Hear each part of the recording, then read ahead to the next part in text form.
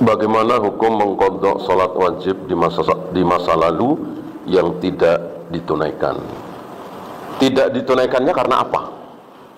Sengaja, malas, meremehkan, maka mau diqadha dengan salat 1000 rakaat, atau setiap ada waktu salat, terus niatnya mengqadha sholat-sholat yang dulu kita tinggalkan waktu masih muda, dan sekali lagi meninggalkannya karena malas, meremehkan, maka dengan jutaan rakaat pun tidak tertebus, tidak bisa ditebus. Satu-satunya jalan adalah dengan bertaubat, mohon ampun kepada Allah. Allah Maha Ampun. Percuma ya, kecuali waktu itu lupa, baru ingat sekarang. Iya, waktu itu pas Idul Fitri atau pas apa ya, sibuk sekali, lupa, tidak sholat subuh misalnya ya. Sekarang ingat sholat subuh, sekarang 2 rakaat ya. Intinya kalau mengabaikan, begitu pula puasa ya, begitu puasa.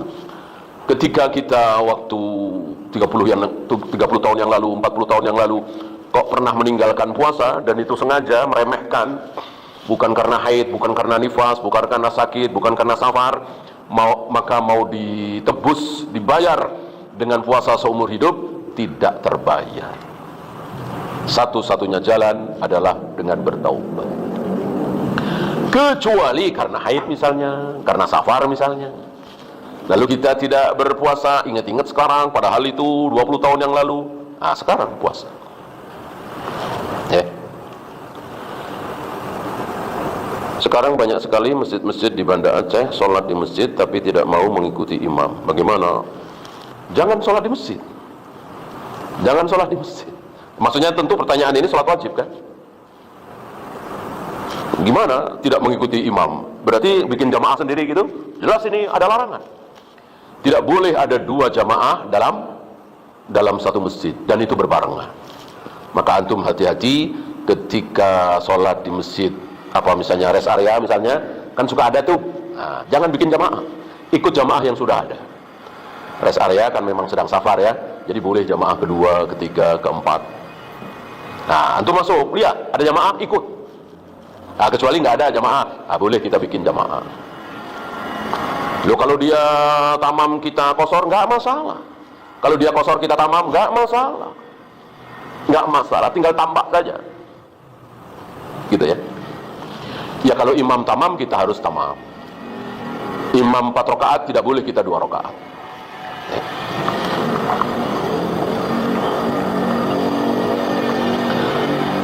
Kalau kurban mana yang lebih utama, kambing atau sapi? Ya tentu sapi.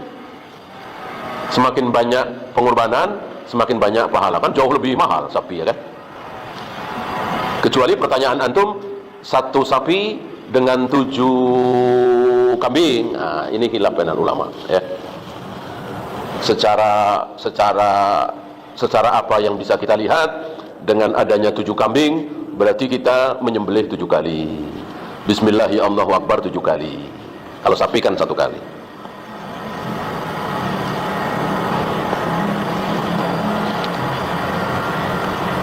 Tadi dikatakan dalam Islam tidak menghapus perbudakan. Kenapa demikian? Ya tanyakan langsung lah. Masuk tanya ke saya. Ya, tanyakan langsung kepada si pembikin kebijakan ini, pembikin aturan ini. Ya. Kenapa enggak sekalian, kenapa babi diharamkan? Kenapa sholat subuh 2 rakaat? Kenapa jumrah dilempar-lempar enggak dicium? Kenapa Hajar Aswad dicium enggak dilempar-lempar? Ada yang bisa jawab? Enggak ada.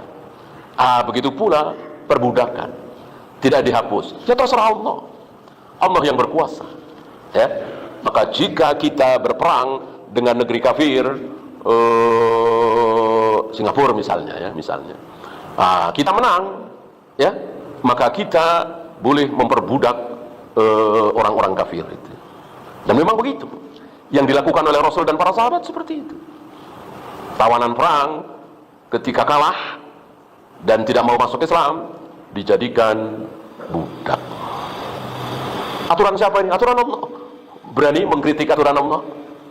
Jangankan seperti itu, lihat Nabi Ibrahim Suruh nyembelih anak saja ini kan perintah apa ya? Istilah kita perintah gila lah. Masa bapak disuruh nyembelih anak?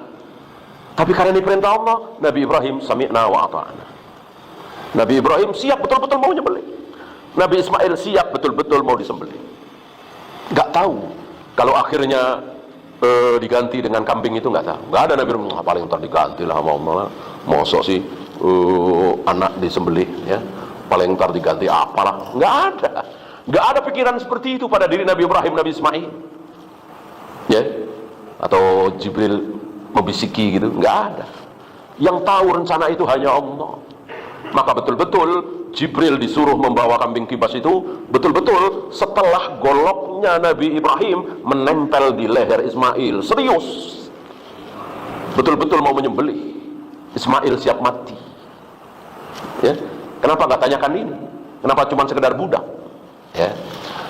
Nah, kecuali bertanya hikmahnya apa baru. Kalau hikmah, otak antum dengan otak saya beda kalau masalah hikmah ya.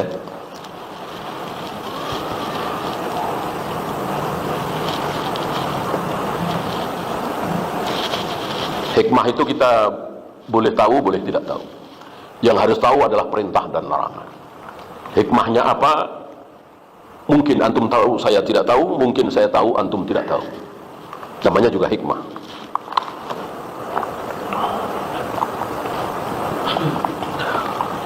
Apakah berdosa saat merayakan Idul Fitri dengan bersalam-salaman? Salam-salaman secara wajar. Ketika kita bertemu dengan saudara kita, saya bertemu antum berdosa, disunahkan salaman apa tidak? Iya kan? Nah, hari itu Idul Fitri, tentu kita ketemu kan? Ketika sholat, ketika mau sholat Id, kita salaman kan? Jadi tidak ada salaman khusus. Salamannya ya umum. Karena salaman ini walaupun dilakukan oleh orang kafir juga, tapi akal kita tidak bisa mencerna kenapa harus salaman. Ada seorang profesor doktor membahas bahwa kenapa kita harus salaman. Nabi aja nggak bahas ya. Maka salaman jatuh ke ibadah mahdoh apa ghairu mahdoh? Tentu mahdoh. Dan ada manfaat dari salaman di mana? Nanti di akhirat. Di dunia kita nggak dapati manfaat ya, bukan hikmah tadi. Kalau hikmah ya. Nah, salaman yang dicontohkan oleh Rasul dan para sahabat cuman ada 3. Yang keempat, kelima, keenam, ketujuh bid'ah. Karena yang sunnah salaman itu cuma 3. 1, ketika bertemu. 2, ketika akan berpisah. Ini pun masih ada pembahasan. Yang ketiga, ketika berbaiat. Ketika kita membaiat seorang pemimpin atau para sahabat waktu itu masuk Islam membaiat Nabi, itu salaman. Adakah yang keempat, kelima, keenam? Tidak ada. Misalnya salaman habis sholat. Habis sholat salaman khusus ya.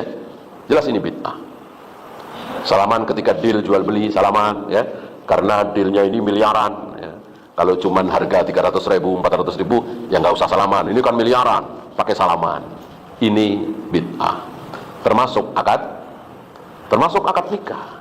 Rasul dan para sahabat tidak pernah mencontohkan akad nikah, aku nikahkan engkau dengan fulanah binti fulan dengan mahar sekian sambil salaman. Ini bid'ah. Yang sunnah cuma 3 tadi.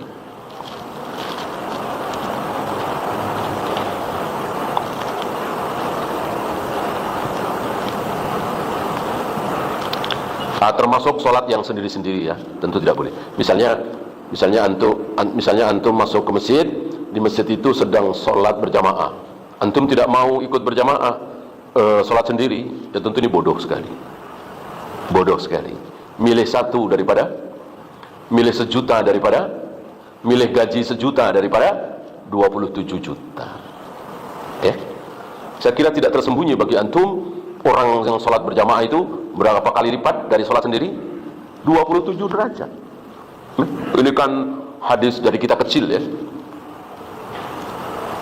Ketika kita bekerja gajinya 1 juta, tiba-tiba ada yang nawarin, udah kerja di tempat saya saja, di perusahaan saya, kerjaannya sama persis seperti kamu, gajinya berapa? 27 juta. Kira-kira antum pakai mikir nggak? Dulu ya, saya pikir-pikir dulu ya Pak. Saya kira nggak pakai mikir-pikir. Orang kerjaannya sama, capeknya sama, yang di sini cuma 1 juta, yang di sana 27 juta, ya nggak pakai mikir lah. Maka sekali lagi bodoh sekali ketika seseorang mendapati ada sholat berjamaah, kok dia sholat sendiri. Ini bodoh sebodoh-bodoh.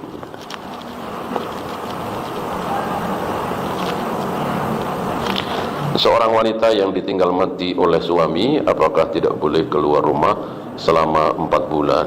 Bukan cuma 4 bulan, kurang berapa? Arba'ata asyurin wa asyra, 4 bulan plus 10 hari. 4 bulan 10 hari.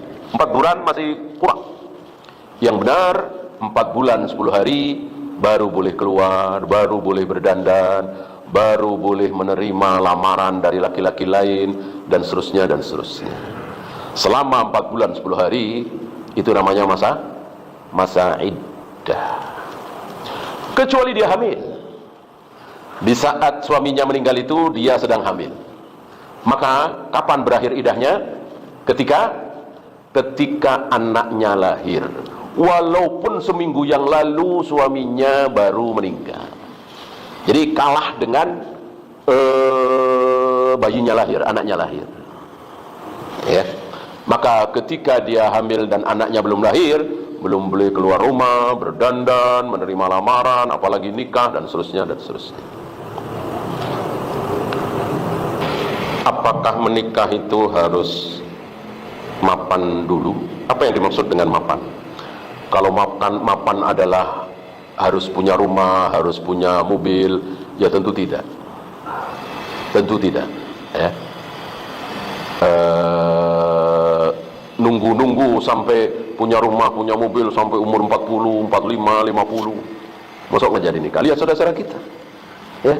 Hidup ngontrak, anaknya 4, 5, hidup di dunia ini nggak perlu takut-takut amat ya. Rizki sudah ditanggung oleh Allah. Wa ma min dabbatin fil ardi illa 'alallahi rizquha. Tidak ada satupun binatang melata di muka bumi yang rizkinya tidak ditanggung oleh Allah. Itu melata. Kita kan tidak melata ya. Kita punya 2 kaki, 2 tangan, punya mulut. Jangan takut. Takutlah kita bagaimana nanti di kuburan, bagaimana nanti di mizan, bagaimana nanti kita di sirat, bagaimana kita sampai ke surga apa jatuh ke jahanam. Takutlah itu. Adapun miskin, kaya, sukses, gagal, semuanya sudah diatur oleh Allah. Bismillah. Ya. Ya, habis. Kita akhiri. Subhanakallahumma bihamdika asyhadu an la ilaha illa anta astaghfiruka wa atubu ilaik. Assalamualaikum warahmatullahi wabarakatuh.